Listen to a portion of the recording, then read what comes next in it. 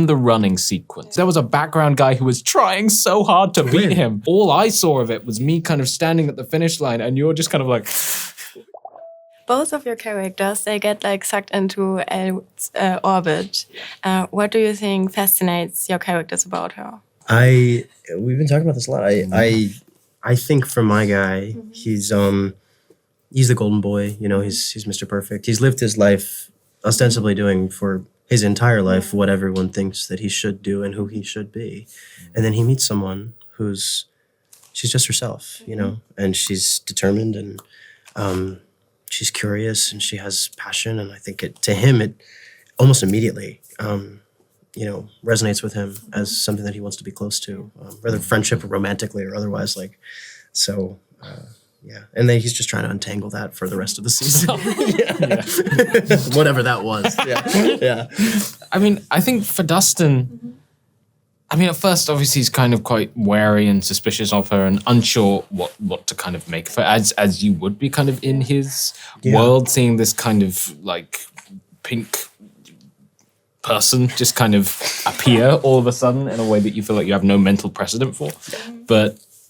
And I think he kind of allows his judgment to get the better of him, literally. But then I think over the course of the season, what he realizes and what he sees in her is he sees like a really joyful and optimistic mirror of his own conviction and his own drive and his own desire to do the right thing, sometimes even in the face of great odds. And I think that's part of what draws him to her, is the fact that he kind of sees a version of himself that maybe he used to be, that maybe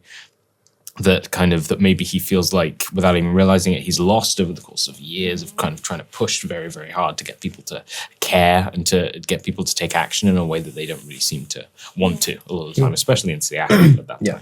I think we can all like agree that the Seattle students, they are like changing Elle and otherwise is the other way around. What do you think is something that like Seattle changed in Elle, like as a students?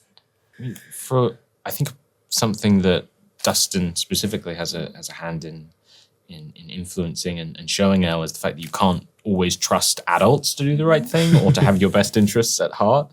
And especially when they feel like they have their own motivations or their own kind of gains that they're seeking out. And I feel like that puts, for Elle especially, that puts even more emphasis on understanding what you believe in, understanding what you want, and using your voice and standing up for yourself. You know?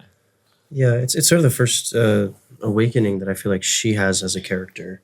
I think she deep inside is not that vapid girl, you know, that people think she is, and like she immediately senses that there's some good to be done in the world, and she's inspired, I think, by the people in Seattle who have that sort of a second nature to them. It's part of the culture of living there, and so I think she's awakened to it, but she's also very encouraged by it. I think it completes a part of her personality too.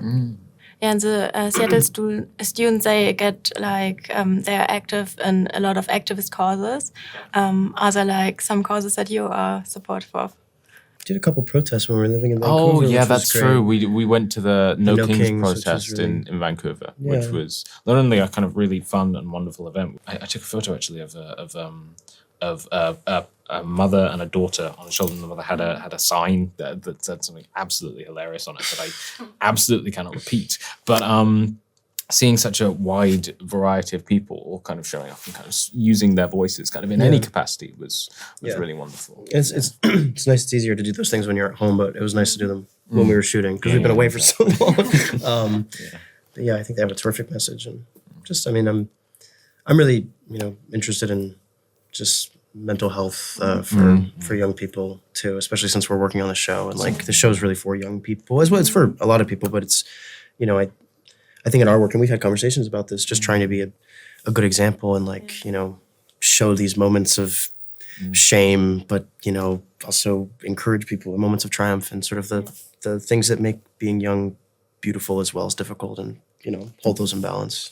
One of the lovely things about this show is that not only do we get to do that, but we also get to kind of display examples of young men who kind of, even inside of kind of their own struggles and emotions, and kind of figuring out who they want to be, they're simultaneously young men who are kind of stepping into vulnerability and stepping into emotional maturity while standing in support of also a young woman who's kind of starting to gain more and more independence, and kind of showing that those two things aren't by any means in opposition to opposition to kind of growing up.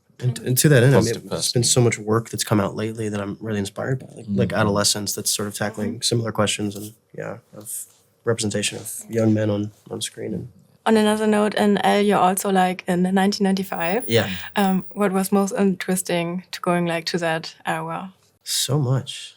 The props, the set. It was just nice to like go to work and just like put your phone away and just be in this like super tactile world, you know. I really liked the big computers. I'm a fan of the really big computers. I have a scene where I'm just kind of like clicking through, kind of investigating something, and I'm like typing on this very satisfying old keyboard. Which is a lot of fun. I appreciated that. No, and I feel like it lends itself really well to the message of the show. It's just like a more authentic sort of world that you're living in. It doesn't have as much noise or distractions.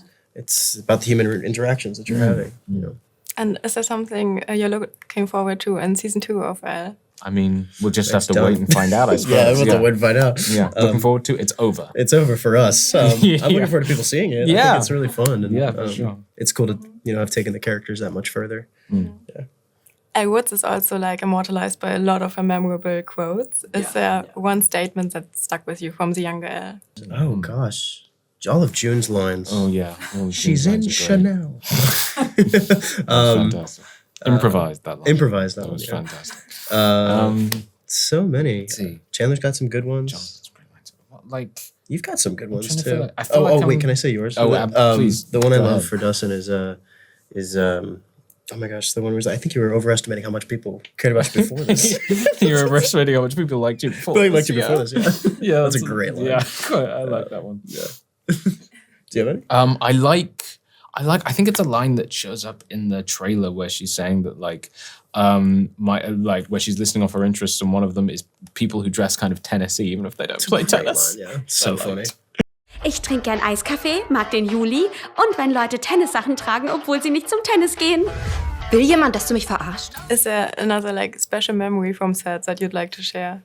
Oh gosh. I mean, one memory that's kind of relevant in this instance that Jacob may not thank me for sharing is that I was. What are you gonna The say? thing is, like inside of the show, in the running sequence, Okay. inside of the show, he's kind of going in slow motion and he looks Yeah. great. He's making So eye contact with cool, Elle. yeah. I was present for one moment where they were shooting that, and that was a moment where he was just like bombing it down this straight at the end of the race, where he's scripted as winning, but there was a background guy who was trying so hard to beat win. him. Every So single every time. single time, and again, I'm sure it looks amazing on the show, but all I saw of it was me kind of standing at the finish line, and you're just kind of like, Well, because it's like just because he it was was trying like to a beat you. quarter-mile stretch that I had to run maybe 17 times, and so I was completely gassed. We had to shoot it from so many different angles, and slow-mo shots. Then there was a look that I had to get. I couldn't yeah. see Lexi because all the cameras. The director's just shouting at you, just like, yeah, connect with her in this Connect moment when with you're fighting for dear life. I'm literally trying to beat this guy.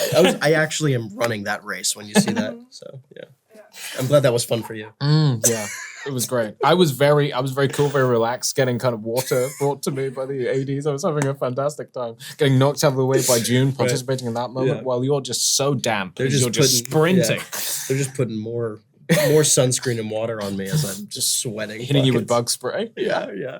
I'd come back into the tent for the green room and just be like, "How's everyone doing? You guys having a good day?" You know.